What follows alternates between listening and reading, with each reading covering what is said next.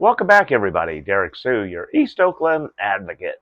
Well, yesterday we had our regular HAWG meeting, and HAWG standing for Homeless Advocacy Working Group. Here in Oakland, we created this group, and the HAWG group consists of residents of Oakland, business owners of Oakland, homeless folks of Oakland, advocates of Oakland, city officials and county officials. And at times we even have state officials join the online Zoom meeting. And so uh, the meeting is real important. And we've been able to kind of lead the way here in Oakland.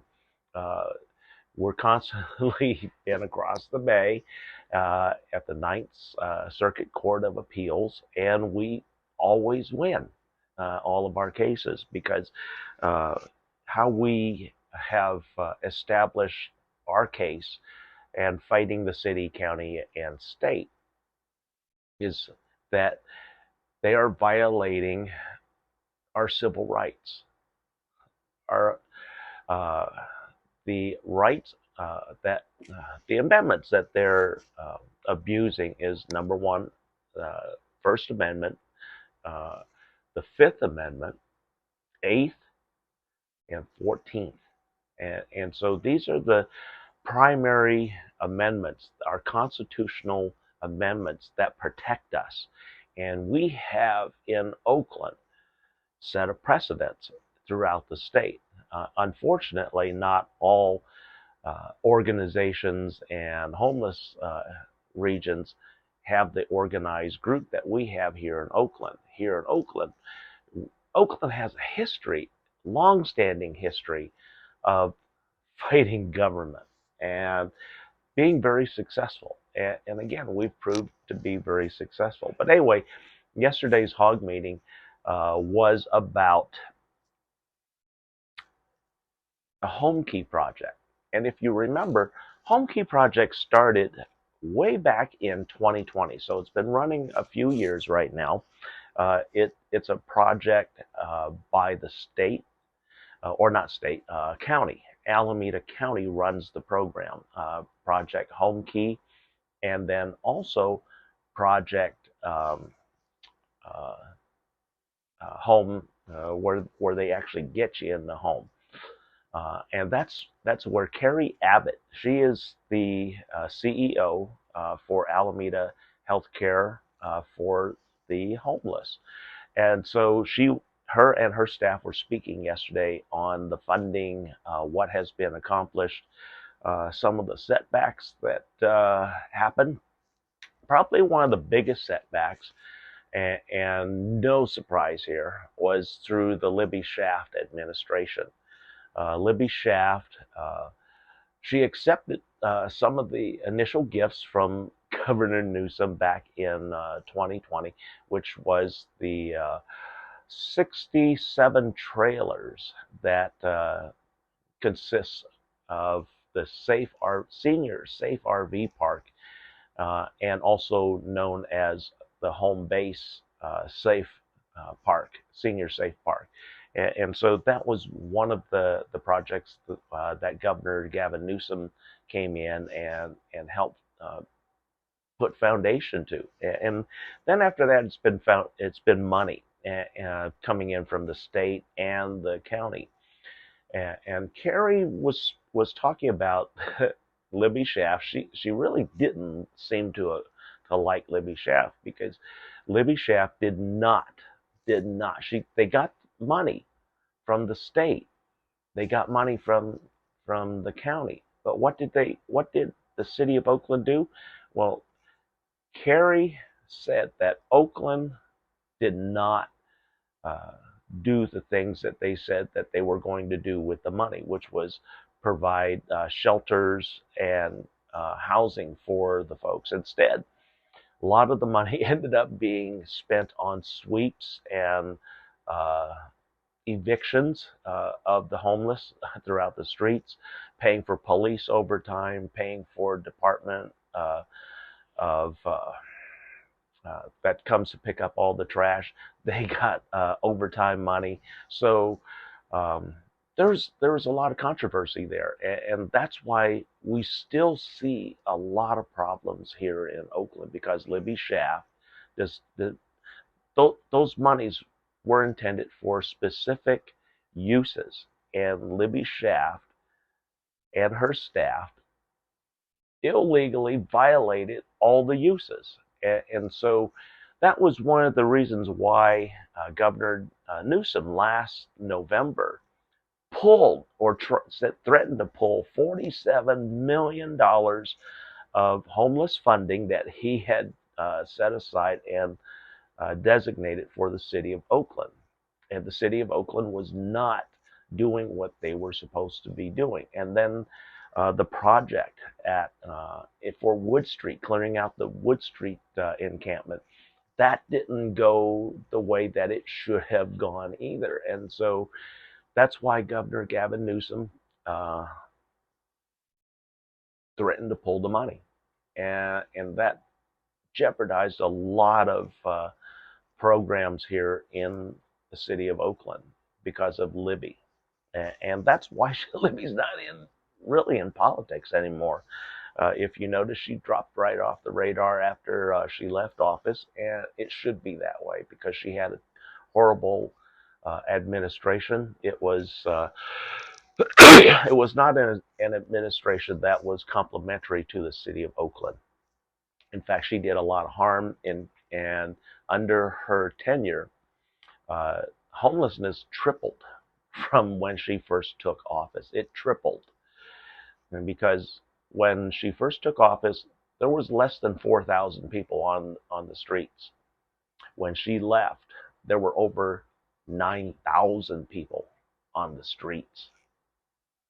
So that's a significant number, and also saying that Libby Schaaf did not do her job. And right now, Mayor Shang Tao, who has replaced Mayor Schaaf, is not doing any better. And Alameda County is saying so. That right now they put very strict conditions on everything because of the city of Oakland doing illegal things with the money and not using the money to deal with the homeless problem. And so this isn't anything new. And we know we have a corrupt city of Oakland administration before, and currently we have a corrupt administration, and they're not doing much. We get a lot of lip service from Shang Tao, but we're not seeing that much difference. A project that should have opened over a year ago, it just opened up a little better than a month ago. It's a new safe park in East Oakland, and it's on a property adjacent to the Oakland Coliseum on 66th Avenue. In fact, the address is 796 66th Avenue, and it used to be the return center for El Monte Rentals, the RV rentals. And so that property already has electricity for the motorhomes and trailers, has water sewer hookups that are now in place for all of that. And it removed 152 folks living in their RVs and trailers. And my only complaint about the center right now is that they have packed them in pretty tight. And if a fire breaks out there, it may not be a fire that they can stop, because fires can hop. And it appears that the center, I think they try to put 10 feet between each trailer, but believe me, when something is engulfed in flames, 10 feet of distance is nothing, because I had that. I had over 10 feet of distance between when I got burned out, the vehicle that was set on fire. Fire jumped from that vehicle 10 feet, over 10 feet of nothing, just air. and it jumped to my shelter and burned my place down. So same thing applies to the RVs and trailers. Even though they're made of metal, they're still burnable surface items. Plus the interior, gasoline, oil, the spills on the ground can also ignite. So there's a lot of safety hazards. And then because there was a big fire just this week down there, and it went for quite a while. I believe it got quite a few motorhomes. I haven't been down there to check on it to see the damage from the outside, but Alameda County is serious about doing and getting folks off the streets, and I can truthfully say that they are doing that. In fact, because they have purchased the Radisson, they purchased Days Hotel, uh, and so they have converted Days Hotel, all 350 units, into kitchenette units, and so that is, according to Carrie Abbott, that is right now 90% full. Radisson is still undergoing the conversion, and they're spending over $10 million on these conversions. So that's a significant amount of money to do these conversions and make them more like an apartment. If you've ever stayed at Extended Stay America, that's like that's the setup. Same thing. And it costs money. There's one of the things that is really sad about all the homeless programs is that there's no long-term funding. There is no long-term funding out there. All the funding that comes from our government, from the United States federal level all the way down to the state and local level, those are usually funding grants, one-time funding grants, or annual, and like a HCD. HCD can supply funds up to 2 years maximum. That's it, 2 years. And so usually those HCD funds, go very, very quickly, and there's a very small pot, and a lot of people applying for that small pot of money. And the people that I have in the program over at Daisy in and also in the Radisson. The Radisson, one of my tenant or one of my clients, her unit has not been converted yet, so she's still in one of the regular units. But she said that she's very close to having her unit changed into a kitchenette unit, and so she's pretty happy about that, and everybody else seems to be enjoying their kitchenette units, and the rent is very, very reasonable, and for those that don't have money, it's paid for through state funds to keep them housed, and that was part of Home Key and Project Home Key. Home Key is permanent residency, and that's what Days Hotel is, permanent residency, and extremely low rent to no rent. And these are the programs that really help keep folks off the streets. And then the other thing that Carrie was mentioning was the continuum of care. That is the most expensive and the most time-consuming portion to set up for each individual that goes into the coordinated entry system here in Alameda County. And there's no way that a person can bypass the coordinated entry system to gain housing. That's the unfortunate part. You have to go through the CES, the centralized system. And a lot of people like myself, who have been through past systems, know that they don't work or have uh, mixed emotions or serious doubts about getting housing. And I reiterate this. I was on that CES list 1 year ago, and 1 year ago, my Oakland um, caseworker, Lenita Hogue, had me right there on the list going into the Lake Merritt Lodge. And it was Mayor Libby Sha at the time that um, suspended the homeless administrator, Daniel Cooper. And I don't know all of the everything about it. I assumed that it was about what was happening at Wood Street and the slow response, getting people moved from the street and into that new 100 room shelter, which didn't open until late December. And so I thought it was that, but through the grapevine, it said that we've heard that Daniel Cooper was placed on suspension and was being investigated because of domestic violence. Yeah, it is rumored that Daniel Cooper slapped his wife in an argument at home, and so that's what placed him on administrative leave in December.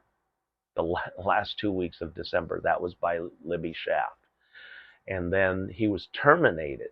He was terminated. Daniel Cooper was terminated by the new mayor, Shang Tao.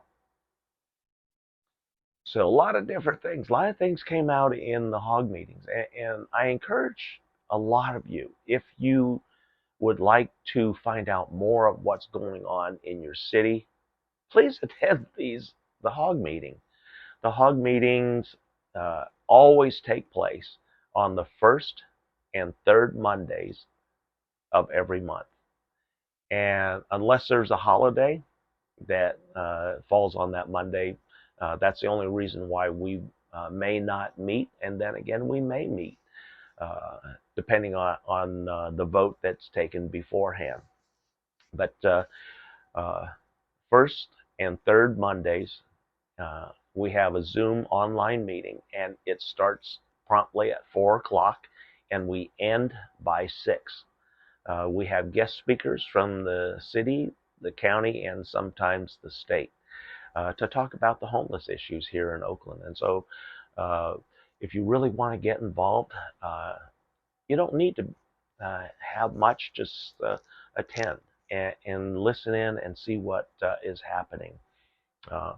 We, like I said, HAWG has interrupted a lot of bad things that the city of Oakland tried to do, and we legally stopped them. We also have 6 outstanding lawsuits pending that most likely will be settled out of court with the city, because how we won the first one was on violating civil rights. All the remaining 6 are the same thing, and in fact, it's about the city. The city told the court and the judge that they were tagging or bagging and tagging everything that from the homeless sites that they were closing down, which was a flat out lie, because the container that they put it in was the garbage truck. Literally, they said they were bagging and tagging and storing to the judge. Yeah, they were bagging and tagging and storing them in the garbage truck and hauling out to the landfill. That's what they were doing. And that's why in the first lawsuit, each one of the clients that were a part of the lawsuit was awarded $1,500 from the city of Oakland. Also, we were they were required to put one of our advocates on the board for all further review of the EMP, Encampment Management Program. And so right now, Nita B is going about changing a lot of those uh, racist and harmful rules, and also the regulations that just caused harm. They didn't do anything. They didn't uh, remove the homeless folks from the street for any kind of long term. It may push them around. That's essentially what it did, or put them in jail. And so I encourage you, find out what's going on. We are the leaders here in uh, homelessness in the city of Oakland. We set the standard that everybody's starting to pay attention to. So we're making a difference. We've been around a while. We know what we're doing. We're business professionals, residents, and homeless folks, and advocates, city leaders, city administrators, all combining or coming together to resolve this issue in a very humanistic way. Thanks for joining me today. We'll be right back.